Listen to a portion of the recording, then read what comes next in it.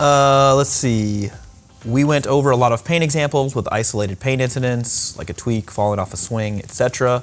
I'd hazard a guess that a lot of pain in weight training comes from long-term nagging pain in certain areas like knees or shoulders. What are recommended strategies for thinking about and handling this type of pain? Well, I would challenge that supposition. Although obviously this depends how you define injury, but when this has been studied, injury risk in resistance training, particularly in competitive like weightlifting, powerlifting, stuff like that, most of the injuries that occur, and they must occur with pain for most of these definitions, for them to qualify as an injury, last less than 14 days. Last less than 14 days and spontaneous and then resolve. If you're talking about common areas, yeah, sure, low back, knees, shoulders, etc. As far as how I would think about them, most injuries related to resistance training seem to be non-catastrophic, resolve relatively quickly, and although they happen somewhat commonly throughout the course of a career, it's still a relatively low risk of injury compared to other non-contact sports. So if we're comparing well, would it be better to do resistance training or play soccer? Play soccer, it's safer rather, right? From an injury standpoint. You're well, resistance training by far, in addition to all these other benefits of resistance training that soccer can't possibly offer. Although there are unique benefits to soccer. If you like playing soccer, go for it. Sure, yeah, go for it. But just understand, if you're willing to drive a car, you should be, from a risk standpoint, you should be willing to maybe do resistance training.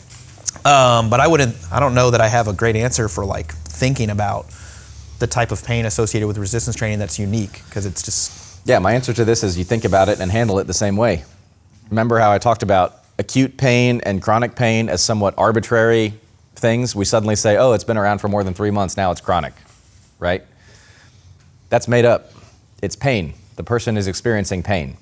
And just because it has been lasting a little bit longer doesn't mean you necessarily need to think about it radically differently, outside of the fact that to the extent that there may have been any sort of tissue injury, it's probably healed by then, which is one, optimistic thing. That's good news by that point, right? Everything else that I said during that lecture still applies, and the way we handle it is similarly.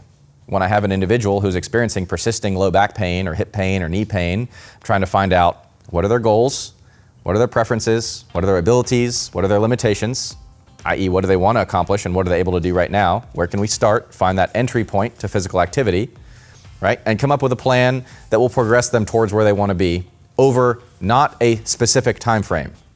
In other words, I'm not telling them, oh, we'll do this and we'll get you better in 6 weeks. I can't predict that. Anybody who does predict that is a quack. You cannot predict these things, right? That's red flag. Red flag. There you go. Right? I'm often increasing exercise and movement variation in general. I'm increasing movement frequency in general, getting people moving more and in different ways more often.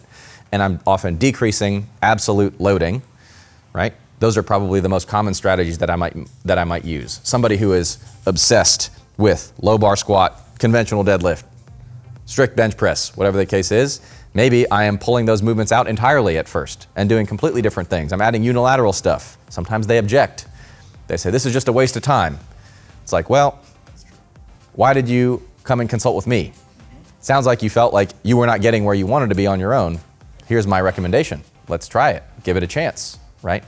So oftentimes the approach involves less training monotony, i.e. more variation, may need to pull back on loading in the early phase and progress it and be open to the fact that there are going to be ebbs and flows, ups and downs, flare-ups and improvements.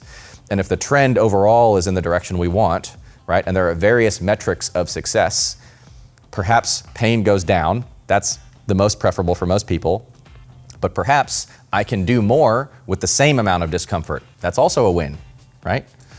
There are various ways that we can do this in order to get people those wins that I was talking about. Sometimes I'm just playing mind games with people, trying to get them to recognize, hey, this was better than before. It may be a completely arbitrary outcome, but hey, people thrive on that kind of stuff. So that's what we're doing. Yeah, nothing unique.